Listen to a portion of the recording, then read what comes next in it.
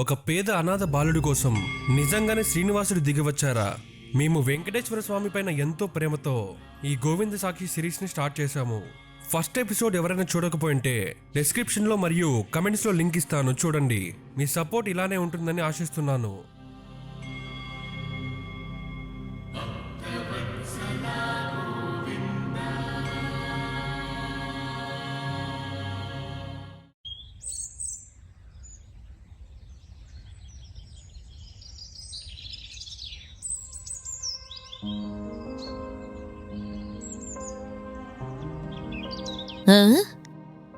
ఈ దుప్పటి ఎవరు కప్పారు?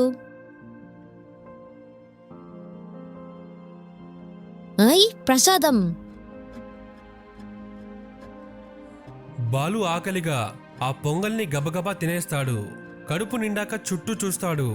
కొద్ది దూరంలో ఒక వ్యక్తి కూర్చొని పైనున్న తిరుమల కొండ వైపు చూస్తూ ఉంటారు. ఆయన వేషధారణ చాలా సాధారణంగా ఉంది. ఆయన ముఖంలో ఎంతో ప్రశాంతత, పెదవుల మీద చిరునవ్వు ఉన్నాయి. ఆయన కళ్ళు చూస్తే చాలా కాలంగా తెలిసిన వాడిలా అనిపిస్తుంది. బాలు ఆయన్ని చూసి ఇలా అంటాడు, ఏ అంకుల్, ఆ దుప్పటి, ఈ పొంగలి నువ్వే ఇచ్చావా? ఆకలి తీరిందా బాలు? నీకు నా పేరు ఎలా తెలుసు? నువ్వు ఎవరు? ఎప్పుడు ఇక్కడ చూడలేదే. నేను చాలా దూరం నుంచి వచ్చానులే. నన్ను అందరూ ఒక్కొక్క పేరుతో పిలుస్తారు. నీకిష్టమైన పేరుతో నువ్వు పిలుచుకో. సరే, నిన్ను స్వామి అని పిలుస్తాను. మా గుడిలో పూజారి గారు దేవుడిని అలాగే పిలుస్తారు. ఇంతకీ ఆ పొంగలి ఎక్కడిది? మామూలుగా గుళ్ళో ఇస్తారు, కానీ ఇంత పొద్దునే ఎవరు ఇవ్వరు కదా. నా కోసం ఒకరు పంపించారులే. నాకు ఆకలి లేదు, నీకు ఆకలి ఉందనిపించింది, అందుకే ఇచ్చేశాను. థ్యాంక్స్ స్వామి. నిన్న రాత్రి ఆ కోటిగాడు నా బిస్కెట్ ప్యాకెట్ లాక్కున్నాడు తెలుసా? నాకు చాలా ఏడుపొచ్చింది. దేవుడికి దండం పెట్టుకుంటే నువ్వు వచ్చావు. బహుశా దేవుడే నిన్ను పంపాడేమో.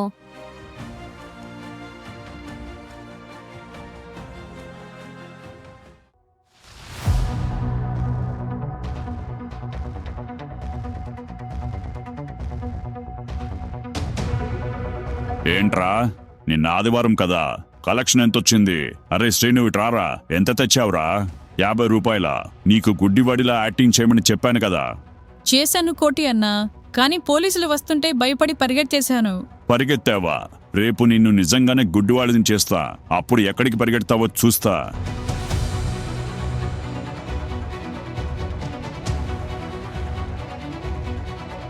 ఒరే, ఆ బాలుగాడి ఏడి? వాడు నిన్న రాత్రి గుడి మెట్ల దగ్గరే పడుకున్నాడన్నా. నిన్న రాత్రి 100 రూపాయలు తెస్తానని చెప్పాడు, ఇంకా రాలేదు. వాడికి బలుపెక్కిపోయింది. ఈరోజు వారి కాలు విరగొట్టి పడేస్తాను.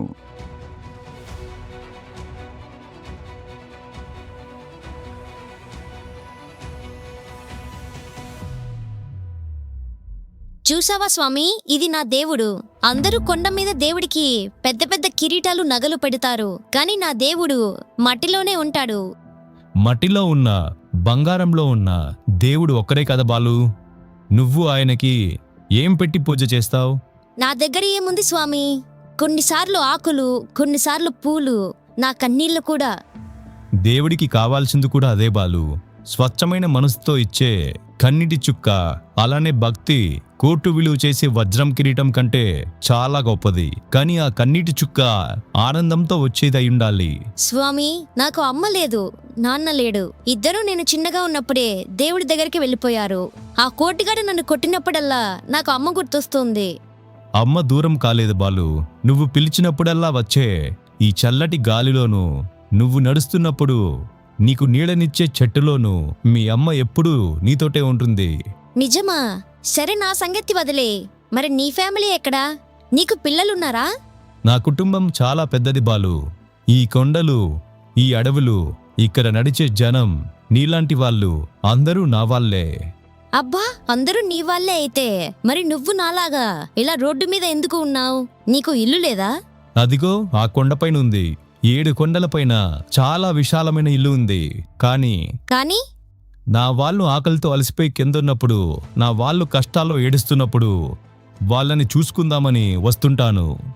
బాలుకి స్వామి మాటల్లోని లోతు అర్థం కాదు, కానీ ఆయన మాటల్లో ఏదో తెలియని నమ్మకం, భద్రత కనిపిస్తుంది. భలేవాడివే.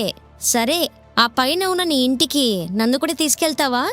ఒరే బాలు, గాడిద, ఇక్కడ దాక్కున్నావా? బాలు భయంతో ఉలికిపడి గబుక్కున స్వామి వెనక దాక్కుంటాడు. కోటి కోపంగా వాళ్ళ ముందుకు వస్తాడు. స్వామిని పైనుంచి కింద దాకా వింతగా చూస్తాడు. స్వామి చాలా ప్రశాంతంగా కోటి కళ్ళల్లోకి చూస్తారు. ఆయన కళ్ళల్లో ఏ కోపం లేదు, అంతులేని శాంతం, కొద్దిగా జాలి ఉన్నాయి. ఏవయ్యా, ఎవరు నువ్వు? వాడిని వెనకేసుకొస్తున్నావు. వీడు నా కుర్రాడు. రోజుకి 100 రూపాయలు అద్దె మాట్లాడుకున్నాడు. నిన్నటిది ఈ రోజుది కలిపి 200 ఇస్తే కాని వీడిని ఇక్కడి నుంచి కదలనివ్వను. 200 ఇస్తే బాలుని వదిలేస్తావా కోటి? ఒక పసివాడి ఆకలి కంటే, వాడు భయంతో రాల్చే కన్నీటి చుక్క కంటే ఆ కాగితం ముక్కలు మీకు అంత విలువైపోయాయా? హహహ, ఓహో, నాకు నీతులు చెప్తున్నావా స్వామీజీ? ఈ లోకంలో డబ్బే సర్వస్వం. డబ్బులు ఇస్తావా లేక వీణ్ణి ఈడ్చుకుపోనా? డబ్బు ఇస్తే ఈరోజు నీ ఆకలి తీరుతుంది కోటి, కాని నువ్వు చేస్తున్న పాపం జన్మ జన్మలకు వెంటపడుతుంది. లేని కష్టాన్ని సృష్టించి ఈ పసిపిల్లల చేత అడుక్కునేలా చేస్తున్నావు. వాళ్ళ జీవితాలను చీకటి చేస్తున్నావు. ఆ చీకటి రేపు నీ బతుకును కూడా మింగేస్తుంది. ఈ పసివాడిని వదిలేయ్, నీ మనసులోని అహంకారం పోయి శాంతి దొరుకుతుంది. నాకే నీతులు చెప్తావురా? ఎక్కడి నుంచి వచ్చావో గాని నీకు ఈరోజు నాతో మూడింది. నిన్ను కొట్టి మరీ వీణ్ణి లాక్కెళ్తాను. కోటి ఆ ప్రశాంతమైన మాటలు వింటుంటే తలకెక్కిన బలుపుకు మరింత కోపం వస్తుంది. తన ముందు ఎవరో వచ్చి ధైర్యంగా నిలబడి నీతులు చెప్పడం వాడు తట్టుకోలేకపోయాడు. కోటి కోపంగా ఊగిపోతూ స్వామిని కర్రతో కొట్టడానికి చెయ్యి పైకెత్తుతాడు. స్వామి ఏమాత్రం కదలరు. ఆయన పెదవుల మీద ఆ ప్రశాంతమైన చిరునవ్వు అలాగే ఉంది. తన వైపు దూసుకు వస్తున్న కోటి కళ్ళల్లోకి అత్యంత కరుణగా చూస్తాడు. క్రోధంతో ఊగిపోతున్న కోటి శాంతంతో నిలబడ్డ స్వామి, ఆ పసివాడి ఎదురుగా ఏం జరగబోతోంది?